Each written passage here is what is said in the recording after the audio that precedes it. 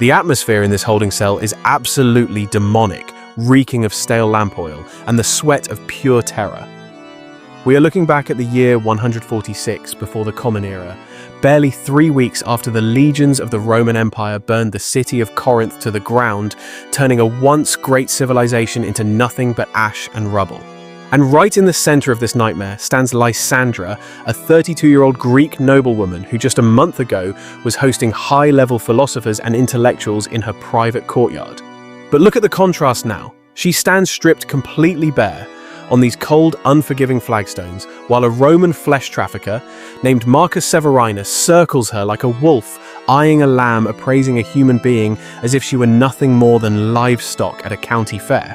What is about to go down over the next 72 hours follows a pattern so precise, so calculated, that it might as well be written in the laws of the universe. You have to understand, this is how the beast system of Rome, the ancient machine of oppression, actually operated behind the scenes. It was a literal conveyor belt of human destruction where women dragged from these fallen cities were scrubbed down, starved out, heavily sedated, catalogued like inventory, broken mentally, and reshaped until nothing remained of their original self but a product ready for the auction block. Family, you are about to walk right beside Lysandra through every single agonizing stage of that systematic transformation. Then, you are going to meet the other sister survivors from Carthage, from the highlands of Macedonia, and from the shores of Pontus who went through the exact same tribulation.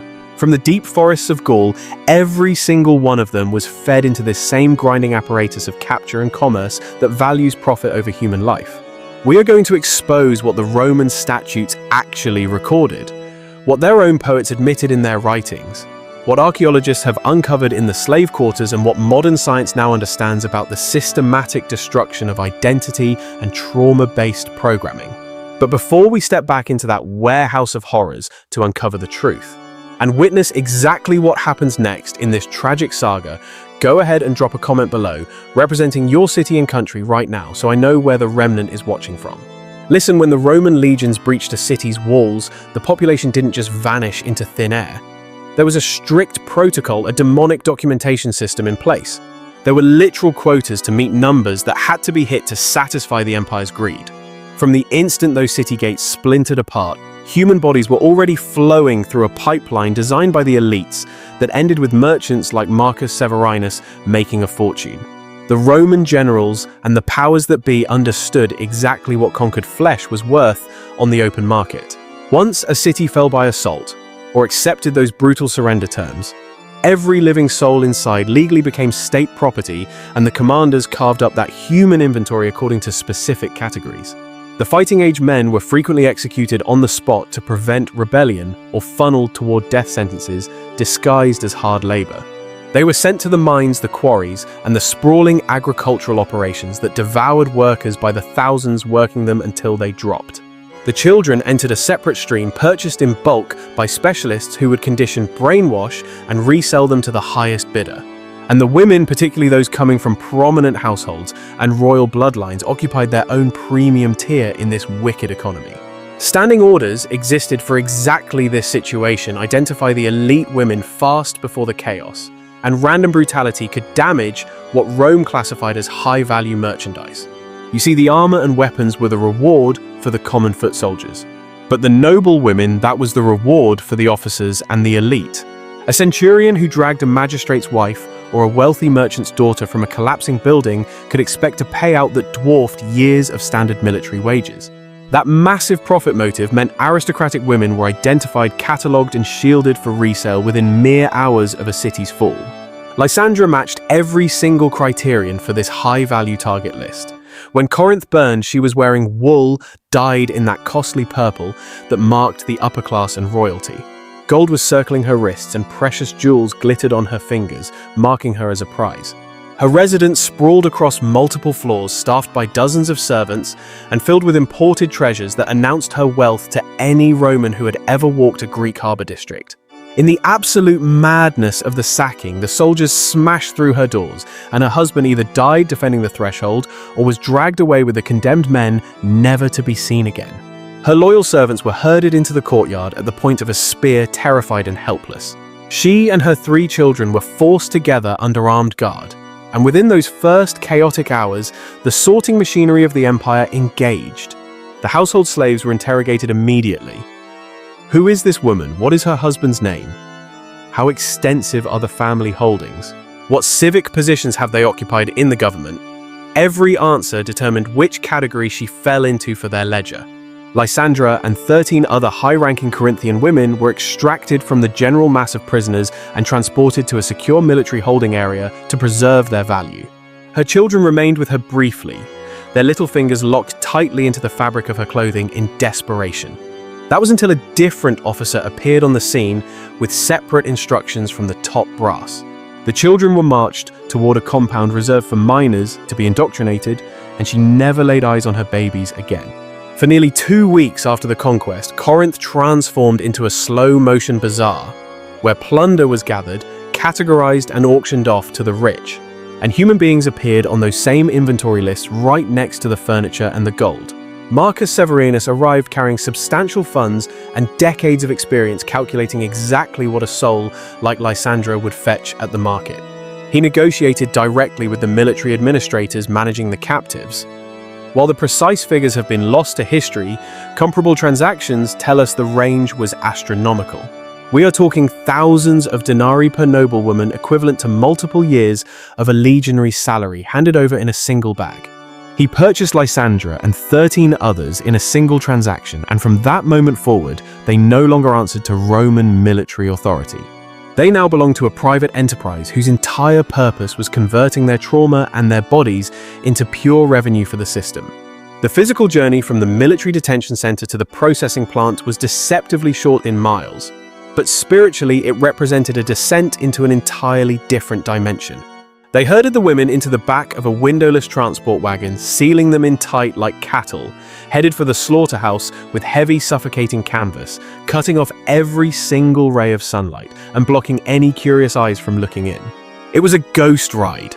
They had zero situational awareness to track the route, and the unsuspecting public walking the streets had no idea that human cargo was being trafficked right under their noses. The carriage bounced and slammed over the potholed roads for what felt like an eternity, while inside that pitch-black box, the atmosphere was heavy with the stench of unwashed bodies and the thick, suffocating spirit of absolute terror resulting from sleep deprivation and thirst. When the wheels finally stopped screeching and the doors were thrown wide open, Lysandra was completely spun around, mentally and physically broken, having lost all sense of direction in the chaos. She hadn't touched a crumb of food in over 24 hours, leaving her hollowed out and weak, so when that harsh afternoon sun hit her face, it felt like a knife slicing right into her retinas. She stumbled out into a high-security courtyard, surrounded by walls so massive they blocked out the horizon. And, for a split second, her mind tried to reject the reality, still operating with the mindset of a free woman rather than a piece of property. Desperately scanning the skyline for a familiar landmark or a temple top, she tried to triangulate her position within the city limits, hoping for some miraculous escape route to appear. But then the reality check hit her like a ton of bricks. She saw the iron shackles bolted to the masonry, the barred windows, and the bureaucrats clutching their ledgers, realizing this wasn't just a prison. It was a human processing plant designed for one specific function. You have to understand, these black sites weren't some rare anomaly. They were the backbone of the entire economic system, populating the landscape like franchise stores in the ancient world. If you look at the ruins on Delos, which was basically the Wall Street of the slave trade in the late Republic, modern excavators have dug up massive complexes dedicated to this specific type of human trafficking. These facilities were engineered with industrial precision, featuring rows of cramped holding cells, secure exercise yards, and sophisticated water systems to keep the merchandise alive. They even built long gallery-style showrooms that match exactly what the ancient Roman writers described, spaces designed specifically for displaying human flesh to the highest bidder like it was livestock. The structure where Lysandra found herself standing was essentially a franchise location of that same demonic architecture, a portable version of the beast system. It had everything needed for the trade: a maximum security detention wing, a decontamination zone, medical examination rooms, and a staging area already prepped for the auction block. But first came the lockdown. The 14 women of noble birth were split up into small groups, shoved 2 or 3 at a time, into cells that were barely wide enough to stretch out your arms without hitting the walls. There was no furniture, just some dirty straw scattered on the cold floor and a single bucket in the corner for sanitation stripping away every ounce of their dignity. The door was a heavy slab of timber reinforced with iron bands featuring a sliding Judas hole at eye level so the guards could spy on them or shut them away in total darkness whenever they pleased. Lysandra was locked down with another woman she vaguely remembered seeing at high society temple gatherings, but neither of them said a word because the trauma was too deep and they knew the evaluation process was starting before sundown. The guards came for them one by one, dragging Lysandra out of the cell and marching her down a short hallway into a room that was brightly lit with oil lamps exposing everything. A cold table sat against the wall with surgical-looking instruments laid out in perfect, terrifying rows, looking more like a torture chamber than a doctor's office. 2 male orderlies and an older matron were waiting there, flanked by a scribe holding a tablet and stylus, and without a word they stripped her of the plain transport rags she was wearing. She was barked at to stand up straight, spread her feet and hold her arms out, forcing her into a posture of total exposure and submission. Every inch of her body was scrutinized and logged into the system while they used a marked cord to take her precise height measurements like she was a piece of furniture. An assistant walked circles around her, shouting out the raw data: shoulder width, hand size, foot length, and the circumference of her chest and hips, breaking her down into a set of numbers. They inspected her skin under the light, looking for any scars, birthmarks, or signs of sickness, and ran their fingers through her hair to check for lice or poor quality. They pried her mouth open to check her teeth and pressed her gums to look for scurvy, then probed her stomach and joints, hunting for any concealed injuries or defects that might lower her market value. It was a deeply violating and invasive process, but in this twisted economy, it was just standard operating procedure for the merchants of the earth. Centuries later, the Roman jurist Ulpian would write that slave dealers were legally bound to disclose any hidden diseases, a history of running away, or any lawsuits attached to the property. If a dealer tried to hide that information to make a quick buck, the buyer had the legal right to return the damaged goods and void the entire transaction. That strict legal framework gave traffickers like Marcus Severinus a massive financial incentive to document every single scratch and flaw long before the auction gavel ever fell. But as the staff poked and prodded, they were monitoring more than just her physical health. They were analyzing her spirit, watching closely to see if she flinched or recoiled from their touch. They wanted to know if she would obey instantly when told to lift an arm or turn around, or if she would try to negotiate, beg for mercy, or just stand there in stony silence. The way she held herself with her chin up and her gaze locked forward screamed that she was a woman used to giving orders, not taking them from subordinates, which was a dangerous trait in a slave. When the physical inspection finally wrapped up, the scribe carved a quick, brutal summary of her existence onto his wax tablet. If you read it out loud, it would sound like a police blotter: Greek female, approximately 32 years old, extracted from the ruling class of Corinth. Clean bill of health. No visible trauma has produced offspring skin, clear soft hands showing zero evidence of manual labor, and carries a spirit of pride. She follows basic commands, but shows underlying resistance, meaning she will likely need significant psychological conditioning before she hits the showroom floor. That last note was the most critical piece of intelligence on the entire page, because it determined her immediate future. It calculated exactly how much brutality the staff would need to apply to break her spirit, dismantle her identity, and repackage her into a docile product that a wealthy Roman predator would feel safe bringing into his home. But the evaluation was just the warm-up act, because the very next morning they initiated Phase 2, the physical preparation and beautification process. They marched her naked into a wet room featuring a shallow stone basin sunk right into the floor like a baptismal font for the damned. The water hit her skin ice cold at first, sending a shock through her system before they dumped in hot urns to warm it up, all done in the open with absolutely no privacy or screens to hide behind. The old matron barked out orders like a drill sergeant, while the 2 younger assistants scrambled to do the heavy lifting. They aggressively scrubbed her skin with rough wool and crushed pumice stone, literally sanding away the dirt, the sweat, and every last trace of her former life as a free woman. Under the flickering, unforgiving glare of the auction block torches, absolutely every square inch of flesh had to look flawless, as if manufactured rather than born. They drenched her hair in a harsh, chemical-like astringent scrubbing vividly until her scalp felt like it was on fire, stripping away every ounce of natural oil and essence she possessed. The plan was to slather her in expensive oils, later creating that artificial high-gloss shine that the wealthy merchants and wicked elite found so irresistible. Then came the ritual of depilation, because the Roman aesthetic, much like the modern beast system, demanded that female bodies be as cold and smooth as polished marble statues. This twisted expectation was doubly enforced on the enslaved women whose primary function in this demonic economy was to be inspected like cattle. They spread hot, sticky resin over her skin and ripped it away violently while razor blades scraped across her tender flesh, and pumice stones sanded down anything the steel missed. It was a cold, systematic factory line of pain.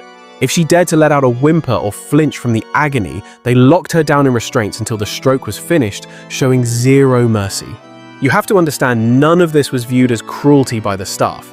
To them, it was just standard maintenance, no different than polishing a bronze idol or dusting off a tapestry before a sale. The trauma, degradation, and physical suffering were just incidental side effects that the oppressors didn't waste a single second thinking about. Once they had stripped the hair and scrubbed the skin, the cosmetic indoctrination began. They massaged heavy olive oil into her limbs and torso until she glistened like a trophy. They painted her face with subtle rouges and darkened her eyes with heavy pigments, forcing her to conform to Roman trends rather than the traditions of her own people.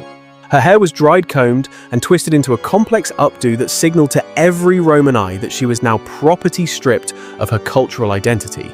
She was being packaged as a high-value household acquisition for the elite, not as the matriarch of a noble estate, which was her true birthright.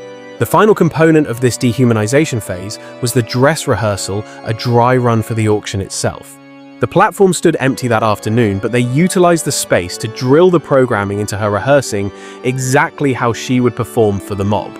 They forced her to climb onto the raised block and freeze in specific poses, spine-rigid feet planted to elongate the legs, shoulders angled to showcase the merchandise.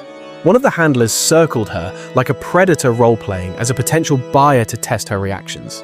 At his barked commands, she was required to pivot, flex her muscles, walk a precise distance, and then freeze like a statue on command. The instructions were simple on the surface, but the psychological programming ran deep. Your body moves when we say how we say, and for as long as we say. Any sign of hesitation or even a flicker of defiance in her eyes triggered immediate and harsh consequences. It could be a sharp blow, a painful vice grip on her arm, or the threat of withholding her rations for the next 24 hours. She learned very quickly that instant robotic compliance was the only way to avoid immediate suffering, even as her spirit screamed in revolt against being treated like an object. By the time the sun set on her second day in that facility, Lysandra looked on the outside exactly like the product the Roman market demanded. She was clean, oiled up, and styled to entice the buyers. She knew the poses, and she knew how to open her mouth for inspection like a horse being checked for age. But when Marcus Severinus, the head slave master, came to inspect the inventory that evening, he spotted something that deeply unsettled his spirit. It wasn't a scar or a physical blemish. It was the way she held her head, the tension in her jawline, and the fact that her eyes didn't drop to the floor when he approached. She followed orders and didn't physically resist, but the energy she projected was wrong for their purposes. Nothing about her spirit read as genuinely broken or subdued, and Marcus had seen this pattern enough times to know it was a problem. These were the noble women, the ones with royal bloodlines, who cooperated outwardly while keeping a fortress of resistance inside. Astute buyers could sense that inner rebellion and would often pass on the purchase. The elite paid top dollar for slaves who appeared not just controlled, but mentally softened, reconciled to their fate, and effortless to dominate. She still carries herself like a queen who gives orders, he muttered to his chief enforcer, recognizing the danger. The standard breaking methods won't work on this one. The assistant nodded, fully understanding the dark implications of what came next. The next phase of the program wouldn't be about her skin, hair, or posture. It was going to be a direct assault on her mind. It would involve psychological warfare designed to transform that proud, noble silence into the hollow, vacant look of total acceptance. When the door to Lysandra's cell slammed shut that night, the atmosphere shifted, heavy signaling that the physical prep was done and the spiritual warfare was beginning. Come morning, the tactics would change completely, and the isolation would be cranked up to break her will. The rules regarding her name, her history, her memories of her children, and her hope for the future were about to become incredibly rigid and oppressive. Everything up to this point had just been the warm-up. Now they were ready to initiate the part of the process that Rome and modern history books rarely document in detail. It is the methodology of how you take a free person's sense of identity and grind it down into dust until the system calls it obedience. The following morning, the entire vibration of the prison shifted. When the guards came for Lysandra, they didn't take her to the washing room. They marched her down a cold, unfamiliar corridor, past the usual chambers to a dungeon she had never seen before. It was a narrow, suffocating box, significantly smaller than her previous holding cell. There was no cellmate, no bucket for sanitation, just cold bare stone, and a low bench bolted into the wall. The heavy door sealed with a finality that echoed like a tomb. She waited in the darkness for what felt like an eternity, maybe moments or maybe hours, until the feeding slot in the door scraped open with a rusted screech. A man's voice barked in rough Greek, "Stand up, step forward, number 14. But she didn't move a muscle. She just stared at the opening, refusing to answer to a number. "My name is Lysandra," she managed to whisper. But the words felt heavy foreign, like they were drifting in from a timeline that had already been erased. It didn't even sound like her own voice anymore. It was the ghost of a memory belonging to someone distant. Then, with the finality of a judgment gavel, the metal slot slammed shut, sealing her in darkness. She waited in the gloom, straining her ears against the oppressive quiet. The room was drowning in a perfect manufactured silence.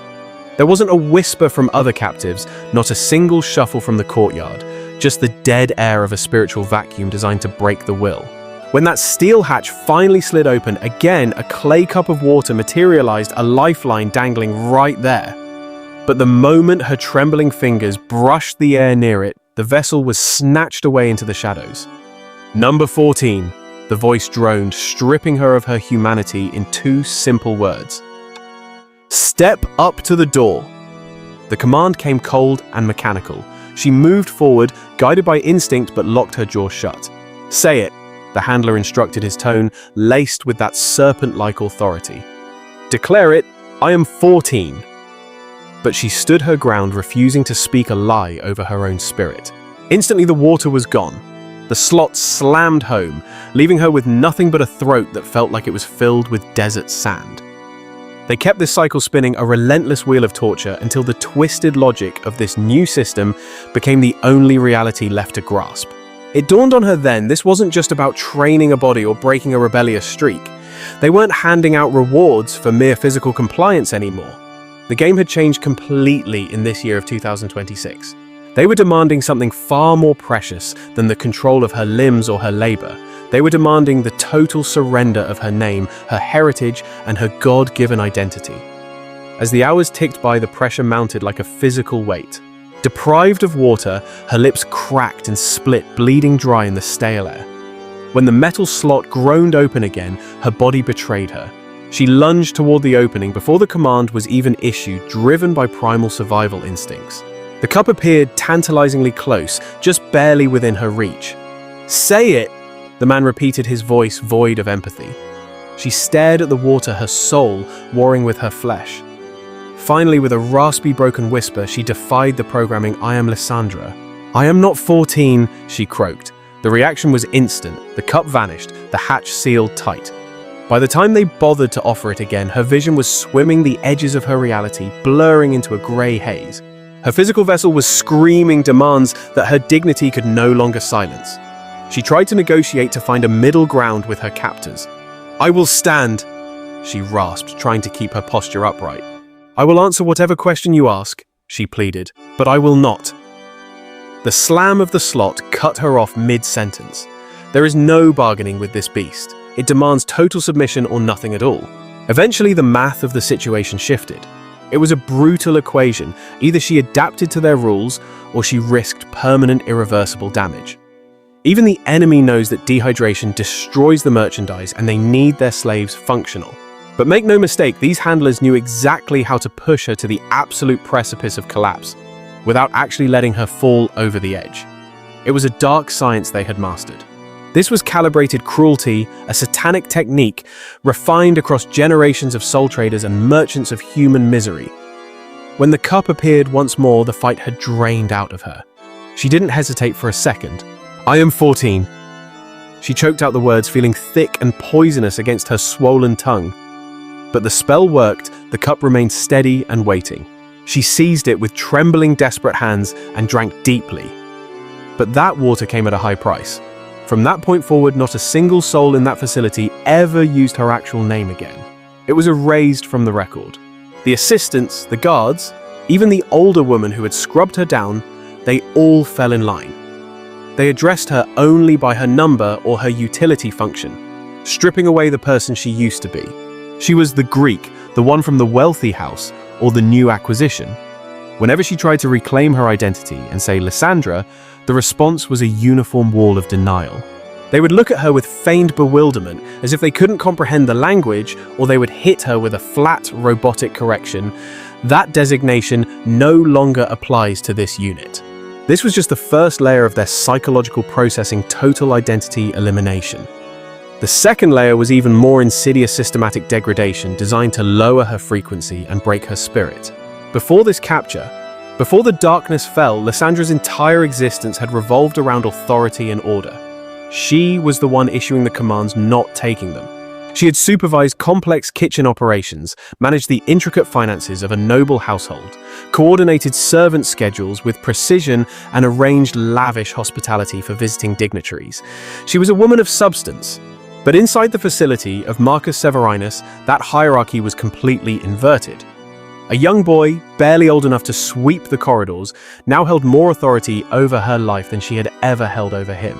He could order her to move to jump to freeze.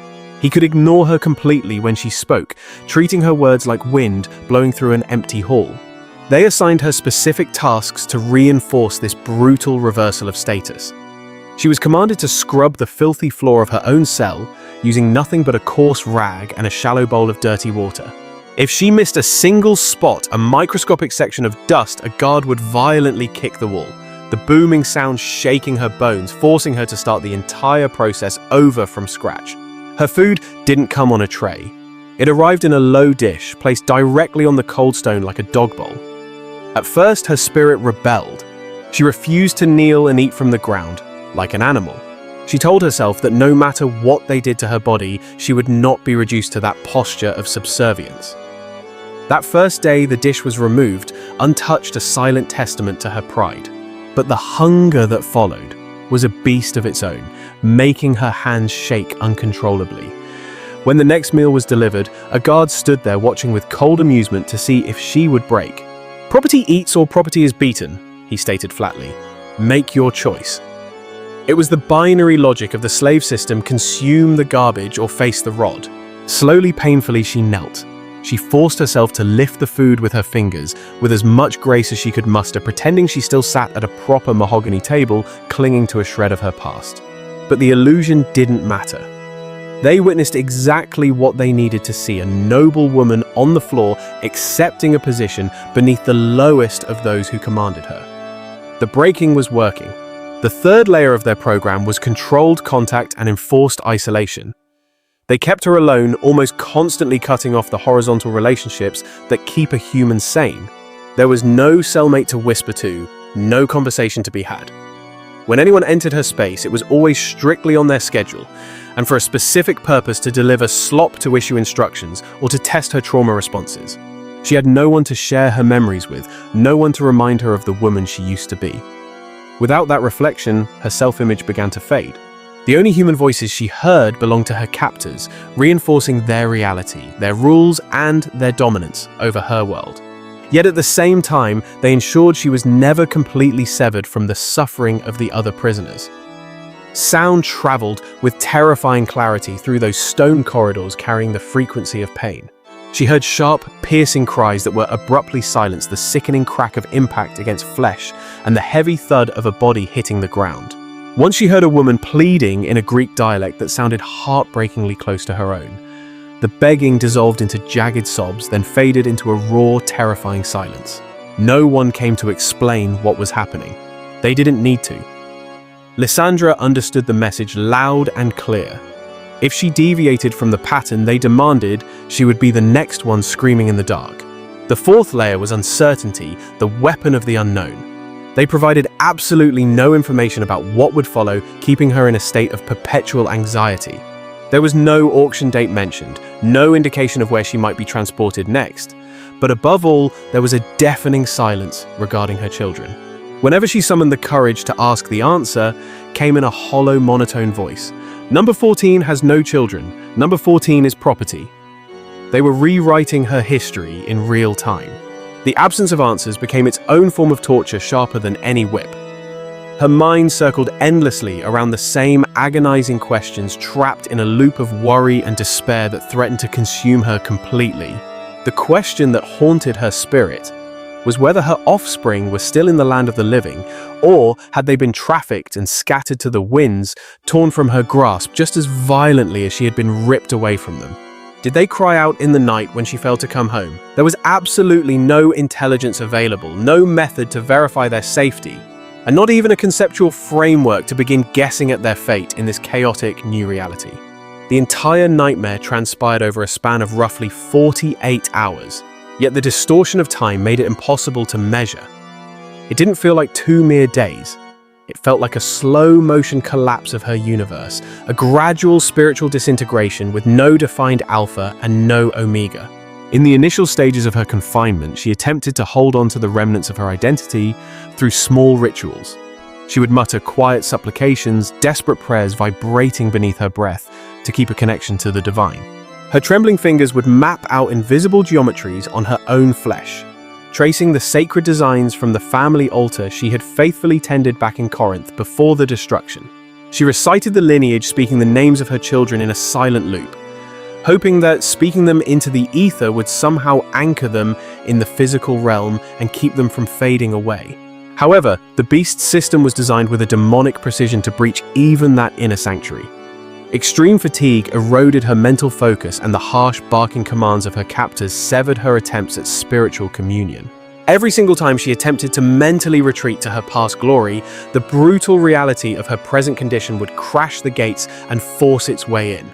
The snapping of an order, the demonic clinking of iron shackles, or the sharp sting of a backhand whenever she moved too slow. Eventually, a psychological shift took place within her. It wasn't a loud explosion of the soul, but rather a creeping paralysis, a cold numbness that settled deep underneath the physical agony and silenced her internal resistance. She started answering to the tag 14, not because she accepted that label as her true identity, but because the punishment for disobedience was a weight she could no longer carry on top of her crushing sorrow. Internally, her spirit still screamed the name Lysandra, but externally her flesh operated as the programmed unit known simply as 14. That psychological split was exactly the outcome the merchant desired for his inventory. By the time the sun rose on the third morning, the quality control testing phase began. The headmaster of this house of bondage, Marcus Severinus himself, showed up at her holding cell, flanked by 2 of his assistants to inspect the product. He commanded her to take center stage in the room. His cold eyes scanned her frame and features with the calculating assessment one would give to a piece of furniture or a head of cattle. He barked a sequence of basic Latin directives to test her conditioning. Rotate your body, march forward, halt, elevate your limbs, open your jaw wide. She comprehended the language of force well enough to obey instantly without a second of hesitation. Then he switched to her native tongue, Greek, telling her to lock eyes with him. She looked up, but kept her soul hidden behind a blank stare. Beg for hydration, he ordered. She paused for a fraction of a second. He signaled his enforcer, who delivered a brutal blow to her spine. The strike knocked the very breath from her lungs. Beg, Marcus repeated with effortless authority. She gulped down the pain and swallowed her pride. I request water, she whispered. State the protocol, he demanded sharply. Like the property you are... The older female overseer hissed from the shadows. Lysandra dragged the confession from her throat. I request water as your property. The merchant analyzed her submission for a long, tense minute. He finally waved a hand, and a subordinate offered her a vessel. She drank while they watched her every swallow to ensure total compliance. She is compliant, he finally declared. The fire is still there, but the presentation is disciplined and correct. The end consumer can deal with whatever rebellion remains. With that judgment, her classification within the prison changed immediately. On the ledgers, kept in the administrative office, a checkmark was etched next to her serial number, signaling she was now cleared for the auction block. The sale that would seal her destiny happened in the heart of Corinth, in a plaza that used to be the pulsing center of commerce before the devastation and occupation. Occupying Roman troops had shoved aside the debris of war to build wooden stages, temporary containment pens, and canopies to block the intense sun. If you stood back at a distance, it looked like a bustling bazaar, but zoom in and you saw the inventory was human beings in chains. By the crack of dawn, the vultures were already circling. Some were colonizers from Italy tailing the legions, while others had made the trek from Rome or the major metropolises across Greece and Asia Minor to capitalize on the spoils. These opportunists understood that a stronghold like Corinth only collapses once in a generation, and the spoils of war were prime for the taking. If they wanted high-status, educated Greek women to run their estates and raise their status, this was the absolute window of opportunity. The women processed through Marcus Severinus's conditioning center were shipped to the venue in batches under heavy guard and tethered together by thick ropes like animals. Lysandra marched alongside the other premium captives, her skin oiled to shine. For the customers, her hair styled with nothing but a cord around her neck holding a small wooden placard. This was her titulus, her marketing label. Inscribed in sharp Latin letters were the cold, hard stats of her existence. Greek female, Corinthian origin, roughly 32 years of age, literate, skilled in domestic management, proven fertility, clean bill of health, sold with all standard warranties attached. She couldn't decipher the Latin text, but she knew exactly what the branding represented and the value they had placed on her life. The physical weight of that little board pressed against her chest as she ascended the steps to the podium assigned to her master. The exhibition dragged on for hours, a slow parade of flesh and commerce under the heat of the day. Prospective owners floated from stage to stage, eyeing the human stock the same way a modern shopper might browse the aisles at a grocery store. When a buyer saw something he liked, he moved in for a closer look. "Spin her around," a man dressed in expensive linen told the handler. Lysandra rotated on command. "Walk." She paced to the edge of the scaffold and back, executing the movement exactly as she had been drilled. "Show teeth," the man ordered. The guard tapped her arm and she exposed her gums. The customer leaned in for a quick inspection, then reached out to squeeze her shoulder muscles and ran his palms down her arms, testing her density like he was checking the durability of a tool. "Is she a breeder?" he asked bluntly. "Yes," the assistant confirmed, pointing to the tag on her chest. "3 offspring." The man nodded, satisfied with the answer, and walked away. Every single one of these examinations cut deeper than the mere touch of skin. Each interaction was proof that the psychological conditioning in the holding facility had achieved its demonic purpose perfectly. You have to understand the mindset of the elite in this system. To the wealthy merchants and power players looking on, she wasn't a fallen aristocrat or a human being with a soul. No, in their eyes, she had been reduced to a simple commodity, a shaped product refined and packaged, ready to be slotted into the machinery of the beast system. As the sun hit its peak at midday, the formal bidding began, and the auctioneer took his place on the central platform like a priest at a profane altar. He began calling out the lot numbers, treating human lives like inventory in a warehouse. The handlers and assistants shoved the captives forward, guiding the relevant merchandise into the light as their turn for judgment arrived. Prices were shouted out, scribbled into ledgers, and confirmed with cold indifference.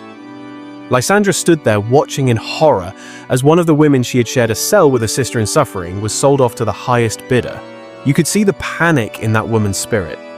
Her eyes swept across the crowd in a desperate, frantic search, hoping against hope to spot a familiar face, a family member, anyone who might offer a glimmer of salvation. But of course she found no one.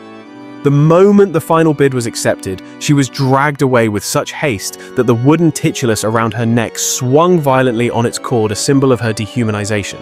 Then came the moment of truth. When Lysandra's number was called out, she stepped forward, exactly as she had been programmed to do.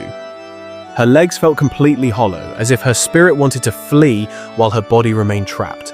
The platform beneath her feet felt shaky and unstable, but her physical shell performed exactly what the trauma-based training had drilled into it. She stood tall, and she turned precisely with Singor. She answered every question when addressed, her voice detached from her reality. The auctioneer rattled off her basic specifications from the titulus, reading her stats like she was a piece of livestock rather than a child of God. He set an opening price that was high but not untouchable, a calculated figure designed to attract a specific class of buyer, the upper echelon of this Babylonian society. We are talking about men with sprawling estates, armies of servants, and reputations to uphold in the public eye. The bids started coming in fast. 8,000, 9,000, 10,000. Voices shouted from different sections competing for ownership. The auctioneer acted as the conductor of this twisted symphony, pointing to each bidder in turn and repeating the new price loudly so that everyone in the square could witness the value being placed on a human life. At a certain point, the numbers ceased to mean anything to her reality. They were just sounds, vibrations floating in the heated, oppressive air, signifying nothing but her impending doom. But to Marcus Severinus, the dealer standing in the shadows near the platform, every upward jump in price was a victory. It confirmed that his investment in human misery and his brutal methods of breaking the spirit were producing high financial returns. The bidding war intensified until the price hit 11,000 denarii, and suddenly the crowd went silent. Only one bidder remained standing in the arena.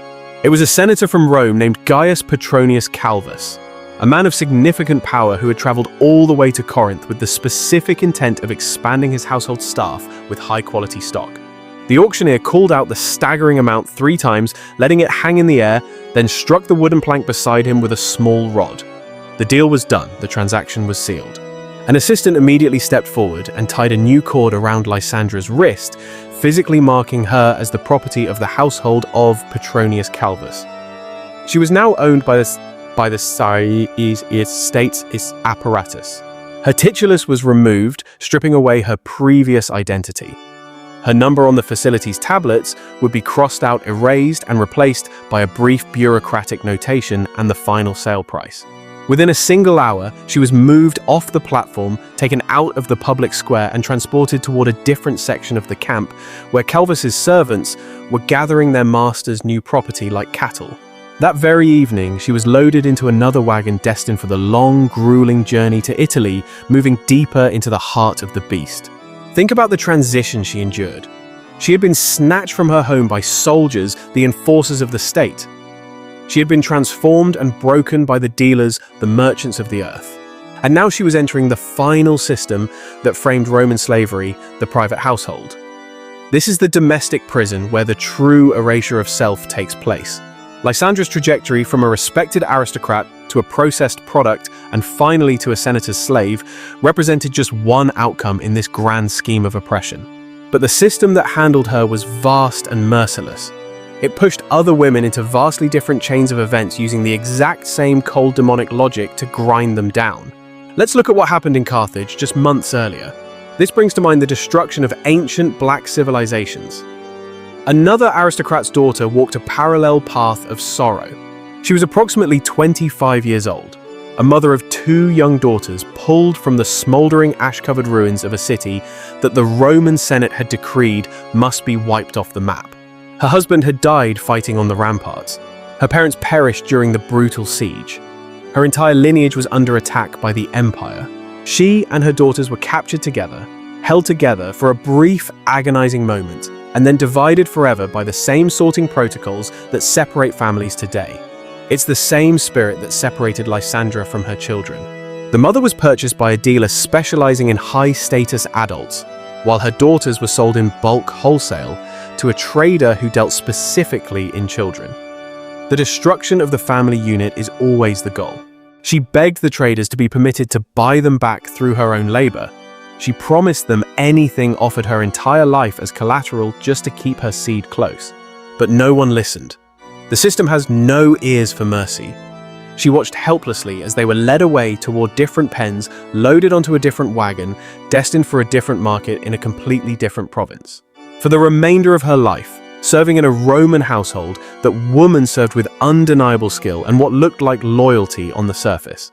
The historical record mentioning her notes, her reliability, her careful handwriting, and the immense trust her owner placed in her administrative abilities. But it also notes in a single hard line of text that when she once dared to inquire if anyone had heard news of her daughters, she was strictly warned never to raise that subject again. She obeyed the command, she never received an answer. She died without knowing the fate of her own bloodline. Look at Macedon. where a priestess of Artemis endured a processing that targeted not only her social status, but her spiritual faith, mocking her connection to the divine. In Pontus, a general's wife refused to bend at any stage. She transformed every bath, every inspection, and every command into a battlefield, fighting the system with every breath. In Gaul, the sheer volume of captives collapsed the market prices so dramatically that the dealers barely invested in preparation, rushing women through the system almost randomly like cheap merchandise. But make no mistake, all of them traveled the same road. It is the broad road of destruction and subjugation. It always follows the same pattern: capture, sorting, sale, to dealers, processing, auction, and transfer to private owners. This is the assembly line of tyranny. The only differences lay in how much attention each step of the machine devoted to them, and in how each woman's spirit responded to the pressure. One of them, the noblewoman from Pontus, would soon test the boundaries of the entire system. She represents the spirit of resistance we see rising up in 2026. She would demonstrate to the world what happens when a captive decides that no degree of pain deprivation or isolation will make her perform as the buyers expect. Her dealer had profits at stake, and her resistance threatened the bottom line. And Rome, just like the modern system, possessed brutal methods for dealing with people who refused to play their assigned role in the script. Let me tell you, this sister from Pontus didn't just walk into captivity. She walked in with a target painted right on her spirit, and the system had marked her before she even crossed the threshold. We are talking about a woman of high standing, the wife of a military commander in the Pontic kingdom. She was around 28 years old when the Iron Boot of Rome crushed her homeland, and listen, she was legendary for her beauty, a prize the enemy was desperate to corrupt. The Roman officers didn't see a human being, they saw a dollar sign. They clocked her immediately as top-tier merchandise, the kind of high-value asset that fuels the economy of Babylon. They snatched her right out of the general population of captives. You know how the enemy works: he isolates the anointed ones. They put her under heavy, reinforced guard to make sure their investment didn't slip away. These wicked men knew the math.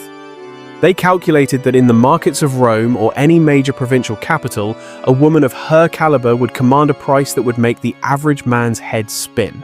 Now, unlike some others who might have been naive like Lysandra, this woman had discernment. She understood instantly that her beauty wasn't a blessing in this dungeon, it was part of the trap. She saw the lust and greed in the soldier's eyes and knew exactly what time it was. So when a trafficker named Quintus Horatius Cassius bought her from the army and dragged her to his holding facility, she didn't arrive broken. No, she arrived with a spirit of steel. Her mind was already made up. Her covenant with herself was absolute. She would not bow, she would not bend, and she would not cooperate with this beast system in any way, shape, or form. The war kicked off in the washing room. When the attendants tried to strip off the rough rags she'd been forced into after capture, she didn't just pull away shyly. She went full warrior mode. She unleashed everything she had, striking, scratching, biting like a lioness cornered.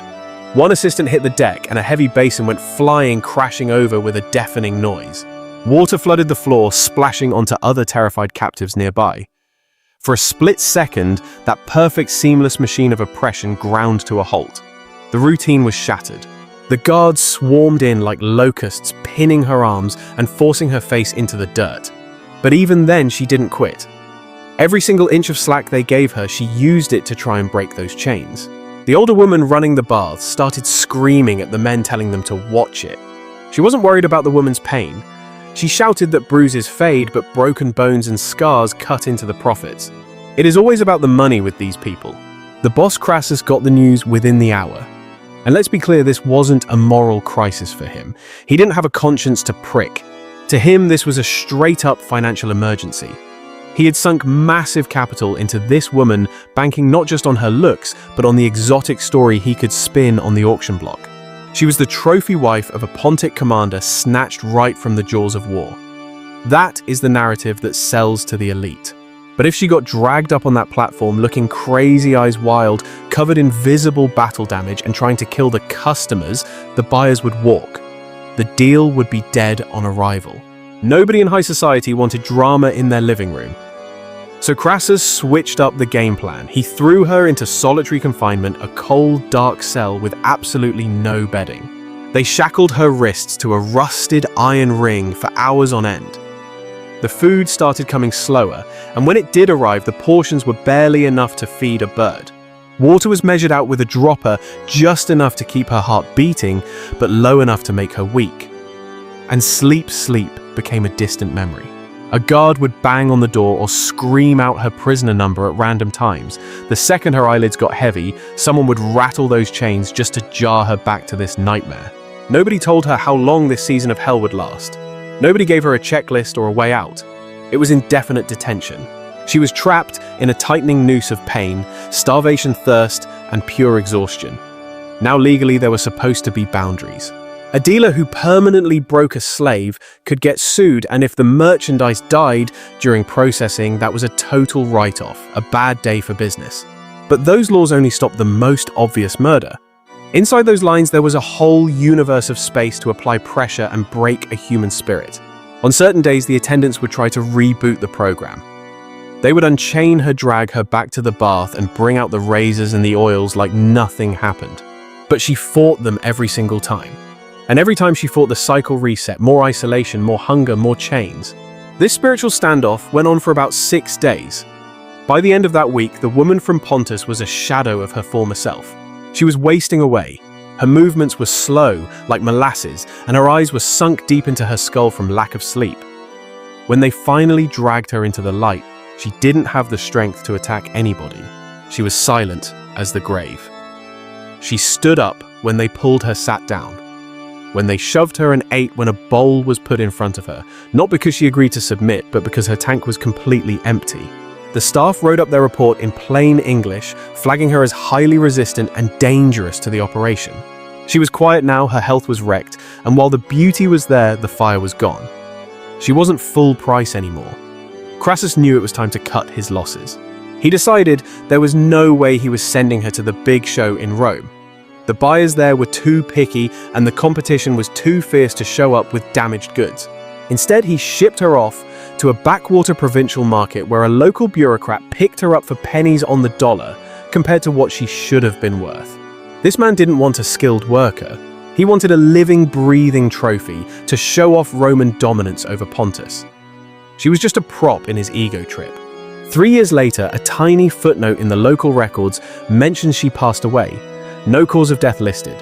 The writer just added that she never accepted her station, never spoke a word more than she had to, and never ever smiled. To that slave owner, her story was just a warning label about what happens when property gets too stubborn. But to us, looking back with open eyes in 2026, it reveals the unbreakable courage of her refusal and the demonic efficiency of the beast system. She didn't stop the machine. That grinder kept on turning long after she was gone. Now, most women didn't resist like that, not because they were weak, but because they did a different kind of math. They told themselves, if I just bow down, maybe, just maybe, I can survive this hell. If I yield, maybe I'll see my babies again. Let's look at the Carthaginian mother who had to make that impossible choice under pressure that hit her right in her soul. This woman was the daughter of a Carthaginian senator, a young mother around 25 years old, holding on to her 2 little girls for dear life. When Rome finally burned that city to the ground and wiped it off the map, the soldiers dragged her and her children out of the last defensive bunkers. Her husband had already been slaughtered in the fighting. Her parents never made it out of those starving streets alive. In the beginning, she kept her daughters glued to her side in the holding pen. They slept pressed up against her heartbeat, woke up every time she moved, and clutched her dress in terror whenever the guards came near.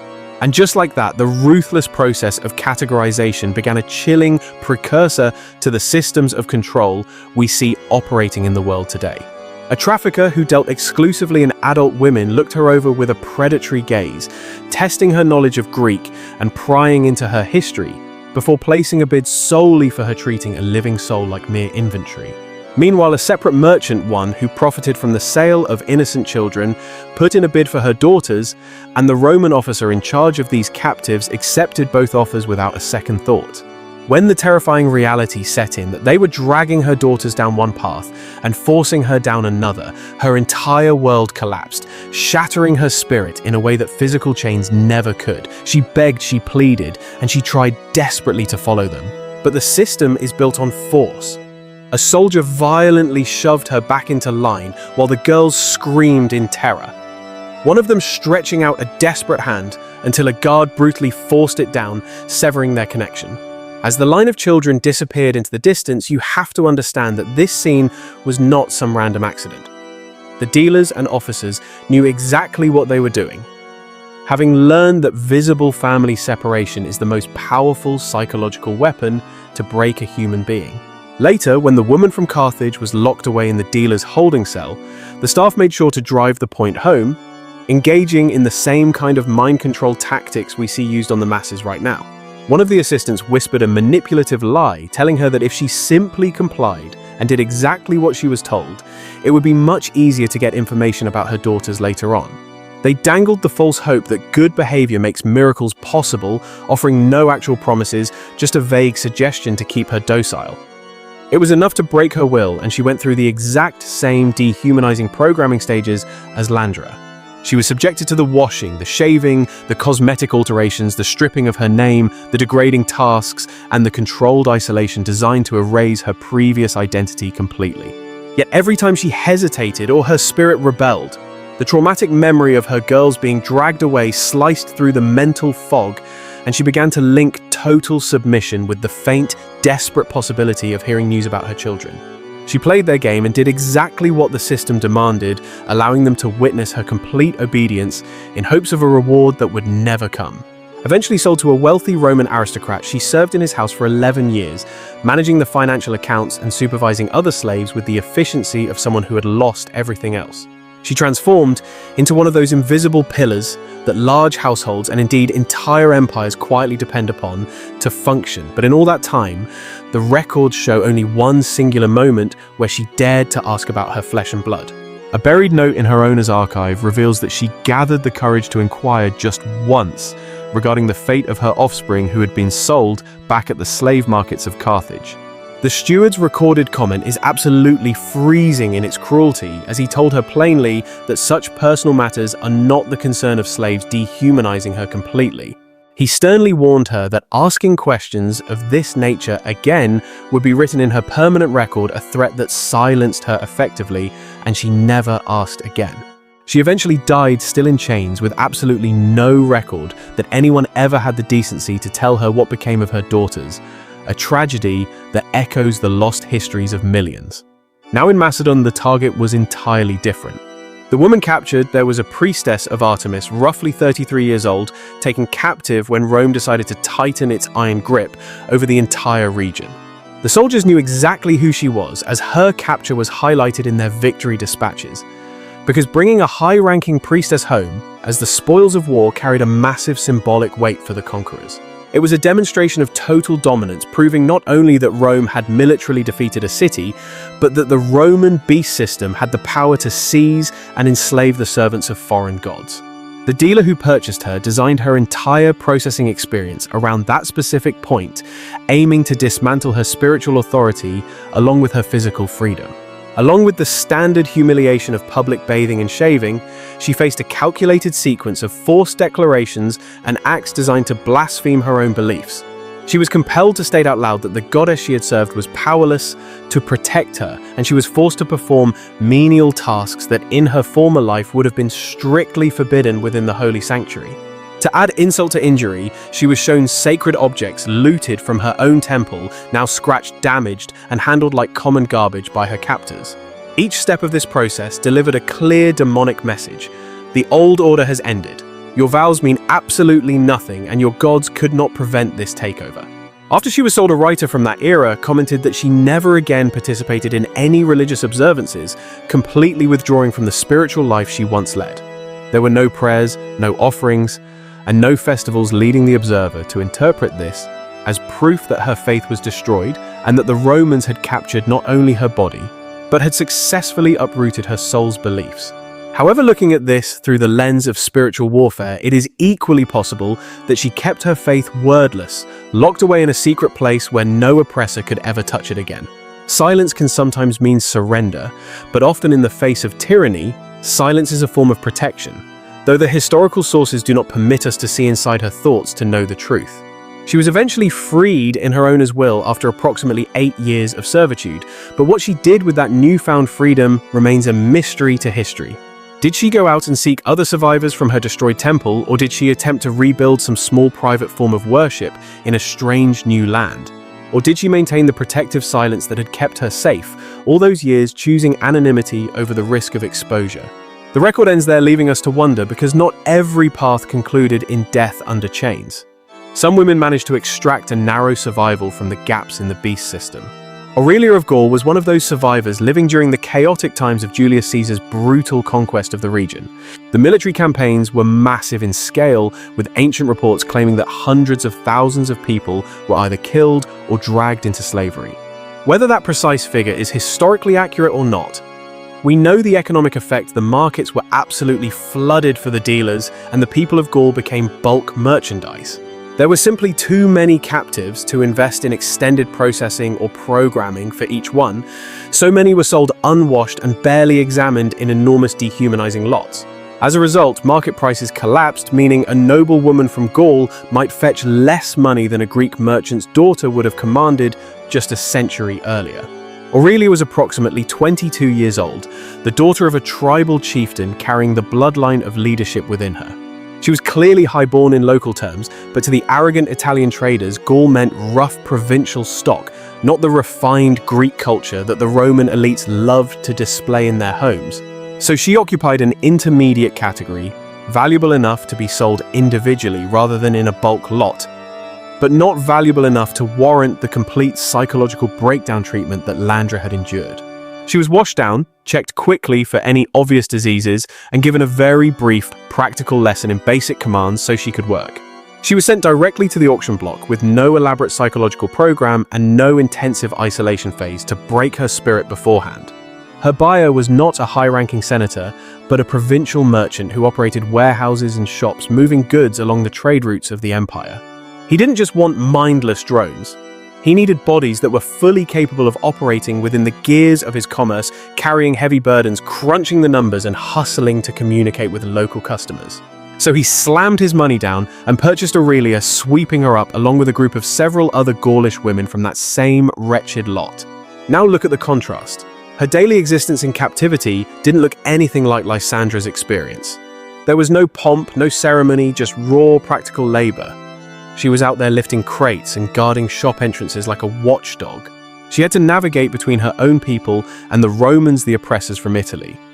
Over time, she became a living bridge connecting two completely different worlds. Fast forward roughly 15 years.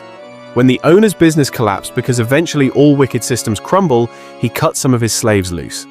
Don't get it twisted, this wasn't mercy, this wasn't generosity.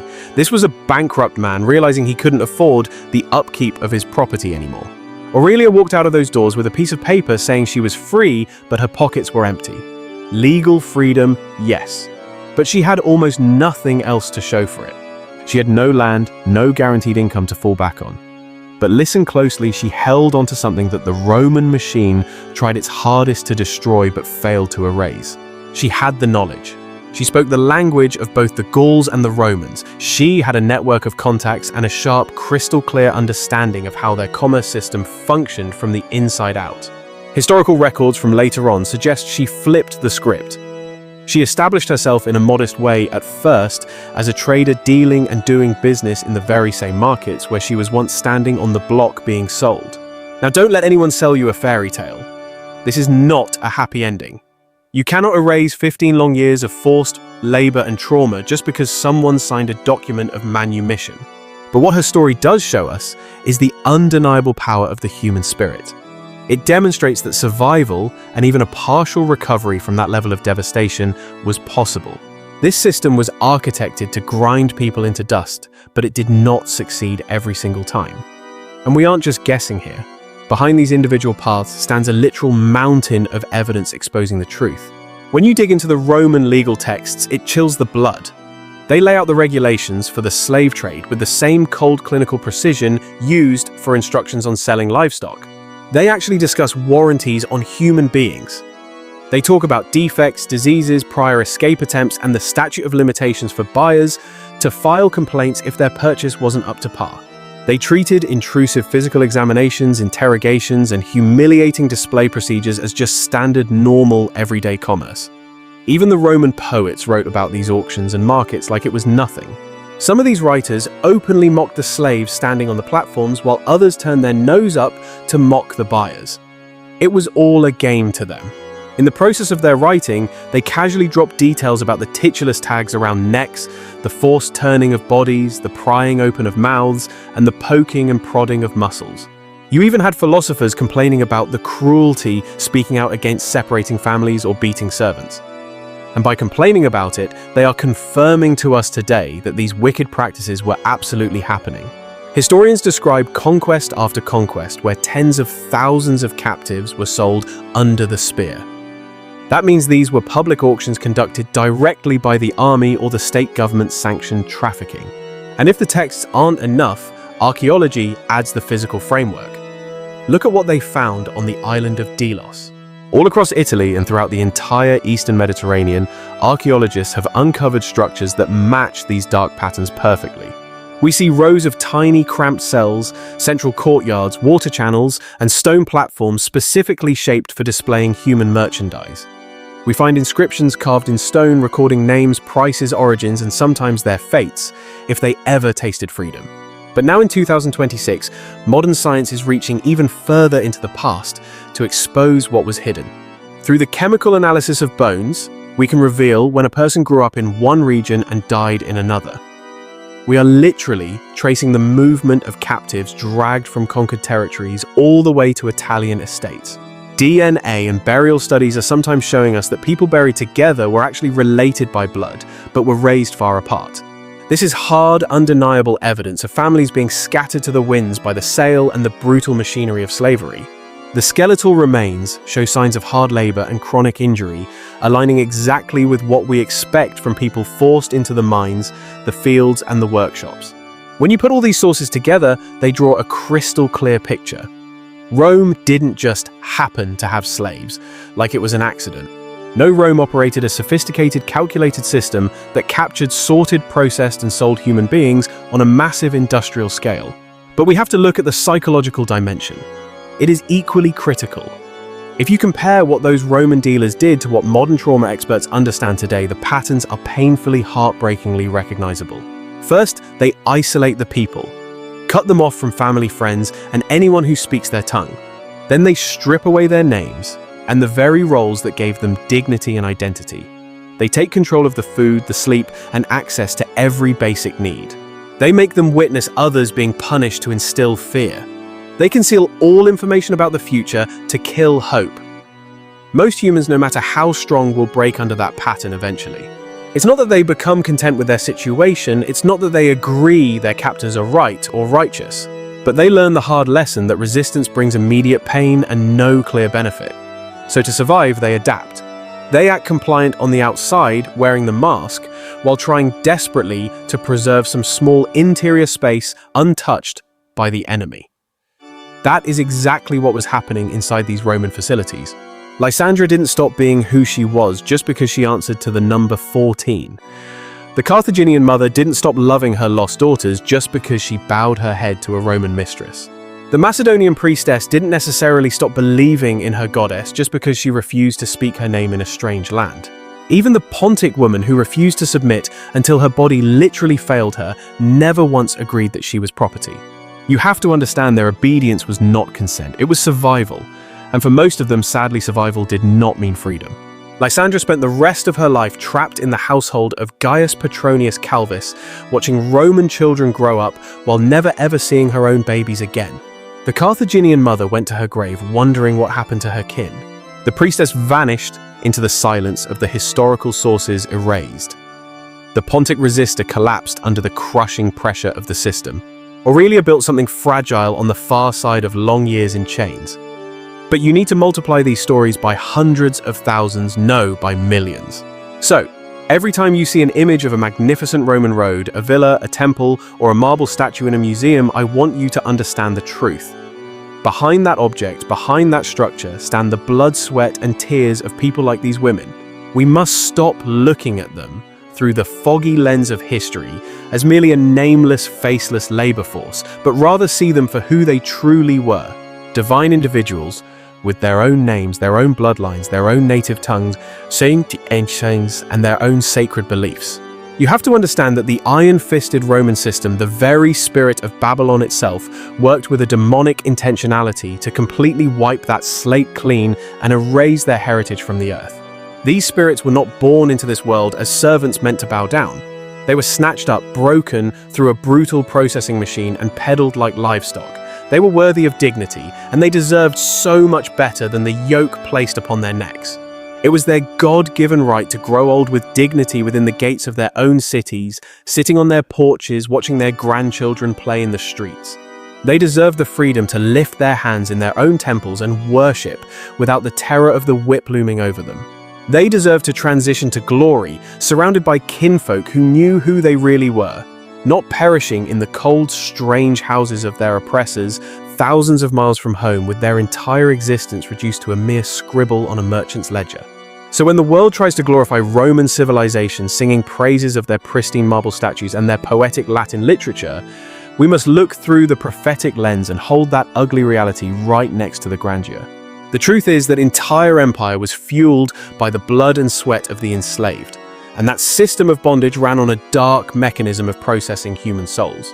This processing was engineered to transmute a living human being into a piece of property, methodically dismantling their identity piece by piece and training them into a state of visible broken submission.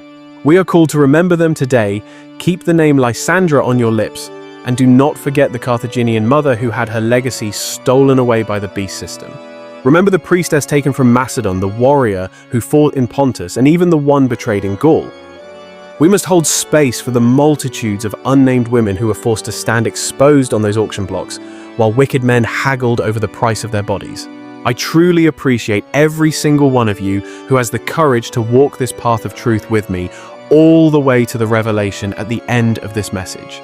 If your spirit is hungry for real history that refuses to turn a blind eye to the hard truths, go ahead and subscribe and press that like button, so this awakening content can break the algorithm and reach the masses.